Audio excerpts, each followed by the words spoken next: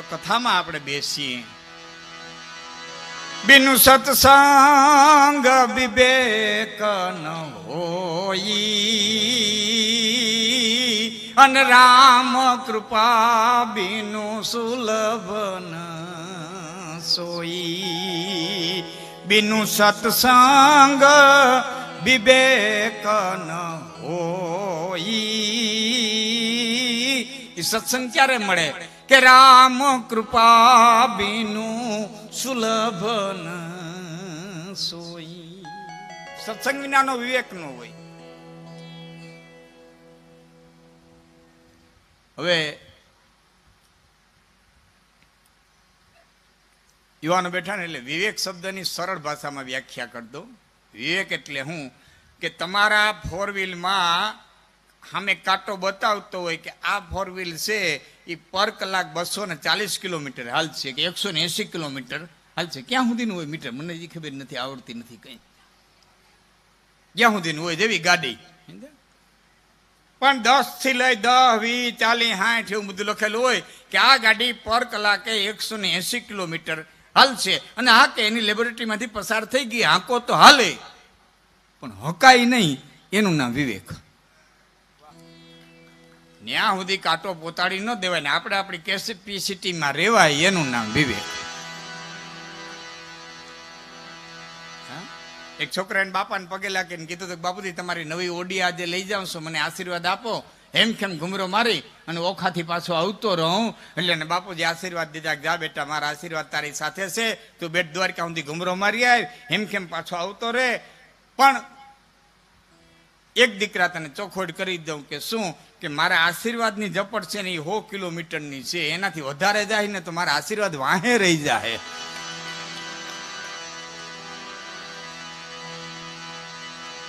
પછી તું જાણ ને તારા ભાઈ જ જાણે, મારા આશીર્વાદ પછી કાયમ આવશે નહીં.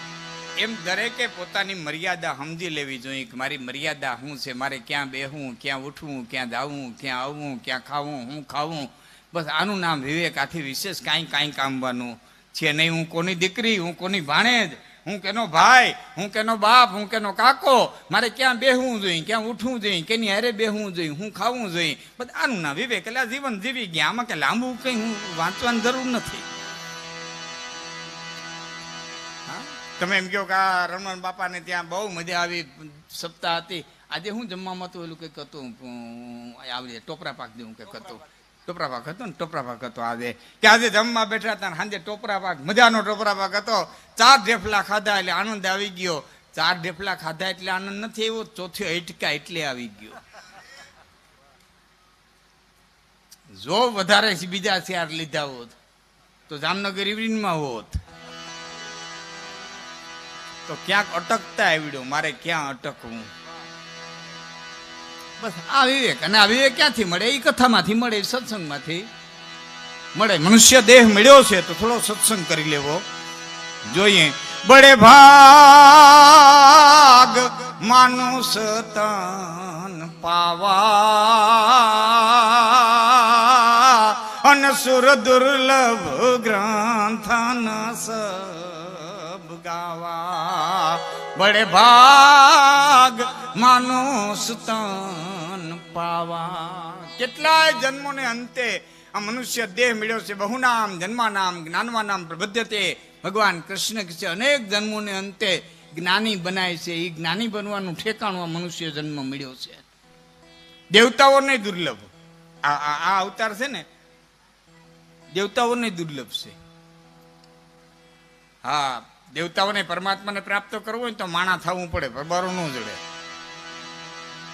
હા, સુર દુર્લભ ગ્રંથન સબ ગાય. બધા ગ્રંથો ગાય છે, દેવતાઓને દુર્લભ છે. હા, એવો મનુષ્ય દેહ મળ્યો છે. એમાં જે સત્સંગ એમાં આ કળીકાળ એટલે કવિ મહાત્મા તુલસીદાસજી કહે છે કે નહીં કલિકા રમન ભક્તિ વિવેકુ,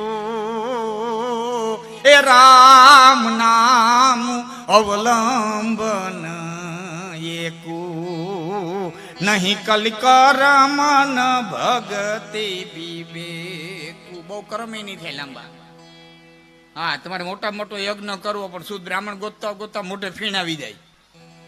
કદાચ ને શુદ્ધ બ્રાહ્મણ જડી જાય તો શુદ્ધ દ્રવ્ય નહીં જડે, શુદ્ધ ઘી નહીં જડે, બહુ કર્મ શુદ્ધ નહીં થાય, બહુ ભક્તિ શુદ્ધ નહીં થાય.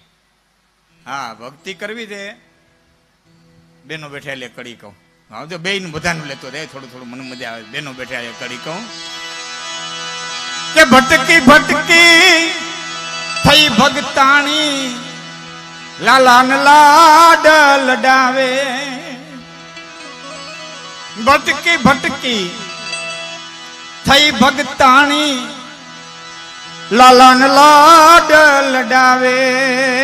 પીડા પિતાંબર એ મુકટ મોરલી અને હેમને ઝૂલે ઝૂલાવે. બાબાને ખીચડી નો ખવડાવે, લાલાને માખણ મિશ્રી ધરાવે. બાબાને ખીચડી નો ખવડાવે, લાલાને માખણ મિશ્રી ધરાવે.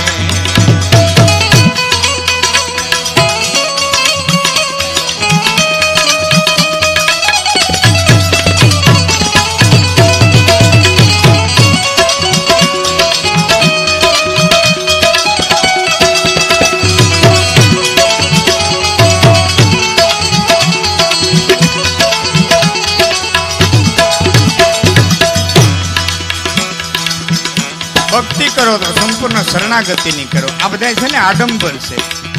ભટકી ભટકી થઈ ભગતાણી લાલાને લાડ લડાવે. પીડા પિતાંબર મુગટ મોરલીને એમને ઝૂલે ઝૂલાવે. બાબાને ખીચડી નો ખવડાવે, લાલાને માખણ મિશ્રી ધરાવે. બાબાને ખીચડી નો ખવડાવે, લાલાને માખણ. ભટકી ભટકી જેટલા મંદિર હોય એટલા આંટો મારી આવે. ભટકી ભટકી થઈ ભક્તાની પાસે બીજાને કહેતી હોય, લે તમે નથી જતા, અમે તો કાયમ જઈએ. આ કેવા હાટો? ભટકી ભટકી થઈ ભગતાણી અને લાલાને લાડ લડાવે. મુંગટ મોરલી પણ બાબાને ખીચડી નો ખવડાવે. બધે ભક્તિ નકામી, હાવ નકામી. હાથ ડોહ્યું બેઠ્યું હતું ને બાબો નીકળ્યો એટલે કીધું, ડોહ્યું શું કરો કે અમે દેખતા નથી લાલાને શણગાર સજીએ? હું શણગાર સજો કે જોનો લાલાને પૂજા કરીએ, અમે વાઘા પહેરાવીએ, અમે પિતાંબર પહેરાવીએ, વાઘા પહેરાવીએ, ભારતા નથી. કઈ બાબો હળવેક થી બોલ્યો, મારો સોયનો 3 દી થયા પલાયરો, હું આ કાસડી પહેરીને રખડું, આ લાલાને હણગાર, આ લાલાને હણગાર.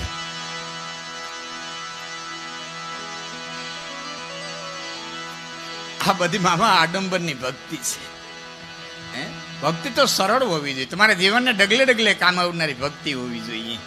હા, એટલે હું જાહેરમાં કહું, ધર્મને ગૂંચવી ન નાખો. ધર્મ સીધો સાદો સરળ. અટાણે તો એવો ધર્મને ગૂંચવી નાખ્યો છે ને, સિગમ જેવો કરી નાખ્યો. નથી ગળે ઉતારી શકતા, નથી થૂકી શકતા.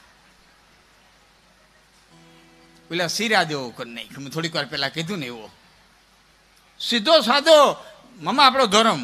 જે ઘડીએ, જે પલે, જે સમયે તમને જે પાત્ર ભજવવાનું આવે એ પાત્રને પૂરેપૂરો ન્યાય દઈ જાવ. ભાઈ તરીકે, બાપ તરીકે, મિત્ર તરીકે, હારા તરીકે, હારા તરીકે, સંબંધી તરીકે, સાધુ તરીકે, સેવક તરીકે, હાહુ તરીકે, નણંદ તરીકે, જેટલા પાત્ર ભજવવાના આવે. અટાણ તમને સાંભળવાનું પાત્ર મળ્યું છે, મને બોલવાનું મળ્યું છે. પાત્રને સાધન મામાને કહું પૂરો ન્યાય દઈ જાવ એટલે તમે સંસાર સાગર તરી ગયા. પછી ભવસાગર તારવા વાળો બેઠો છે, તારવા તારે ન તરત આંક્યા હાંકડી કરીએ. તારી દેહે એને લાયક થાવું ને એટલે તારી દેહે. હા, જે પાત્ર પછી કલેક્ટર હોય તો કલેક્ટર અને ડોક્ટર હોય તો ડોક્ટર, પાત્ર પૂરું ભજવી જવું જોઈએ. કલેક્ટર પાસે ગામડાને બાબો મળવા ગયો હતો, તેને પટેવાળાએ કીધું, બાપા તમારું નામ લખી દો. લખી દીધું. બાબાએ વાંચ્યું, લખી દીધું નામ. કલેક્ટરે વાંચ્યું, છે મારા ગામના. એટલે નીચે લખી દીધું, અત્યારે હું કામમાં છું, ફરી વાર આવશું ત્યારે મુલાકાત આપી.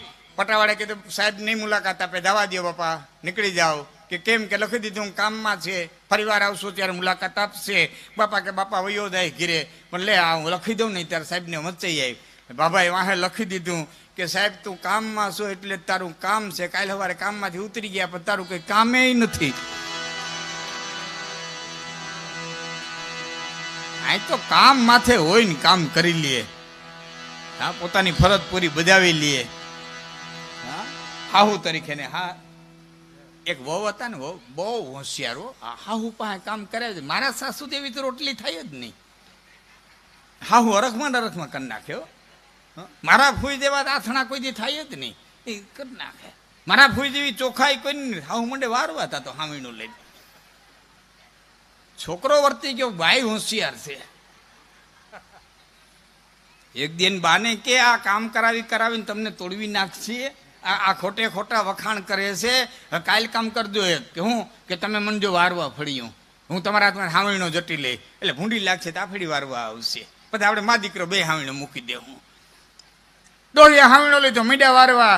ત્યાં છોકરા વળે માં એટલા વર્ષ તમે કામ કર્યું, એટલા વર્ષ ઢેડો કર્યો ને હજી તમે આજે હાવણીનો તમારા હાથમાં લાવો હું વારી નાખું એમ કે છોકરાએ હાવણીનો લીધો. ત્યાં ડોહી કરે કે દીકરો ઉઠીને થોડો ફરી વારે, હું બેઠી છું લઈ હું વારી નાખું.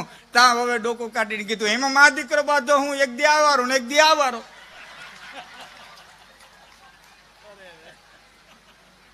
કસબ ને એમાં હું કે બાંધો.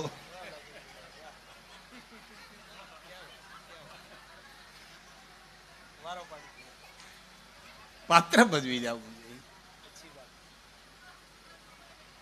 ડોક્ટર ની પાસે એક ભિખારીને આવી, સાહેબ મજાની વાત છે.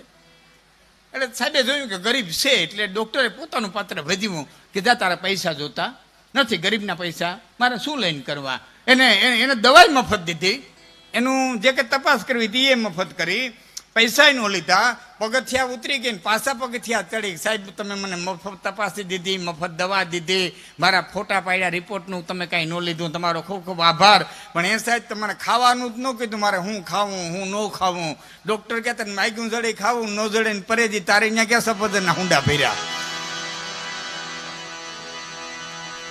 અને બાજરાનો જડે તેથી ઘઉંની પરેજી ને ઘઉંનું જડે તેથી બાજરાની પરેજી.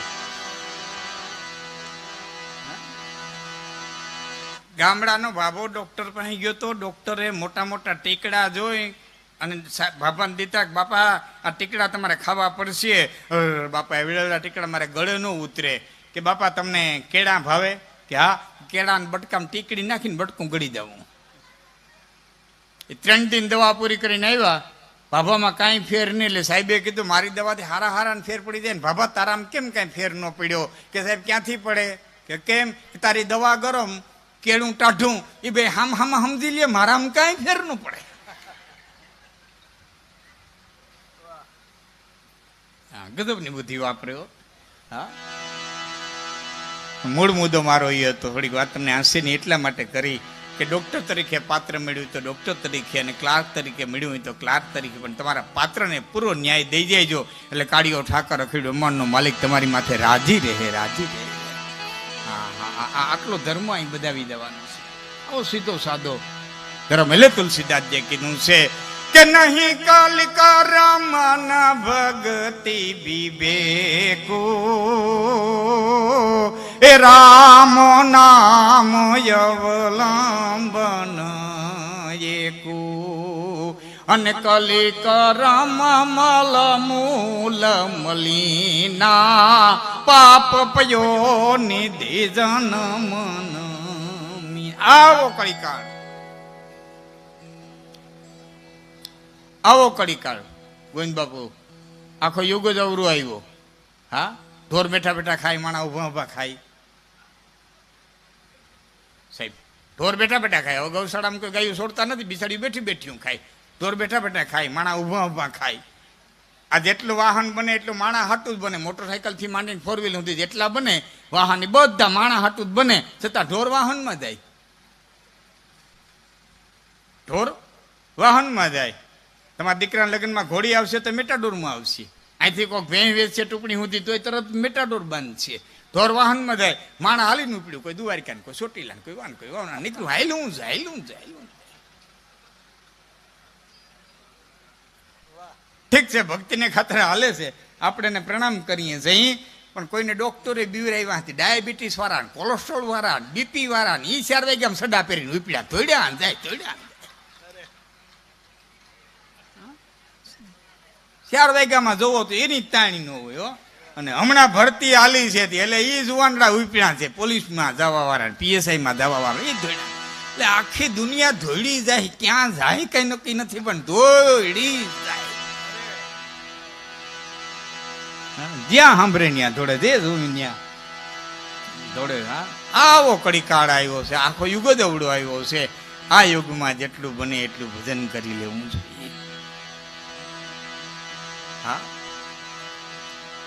મને આ વિડીયો વાળા ભાઈ થોડુંક થાય ને હાજરમાં હું સોરી ભીખુ મામા, તમે જરા કામ આવતા રહ્યું, મને ભાઈ ઘણી ઘણી આડા આવશે નકર. તમે સંગીત આવે ને તે લેજો, મને ભીખુ મામા મને દેખાતા નથી, યાદ આવી જાય એટલે.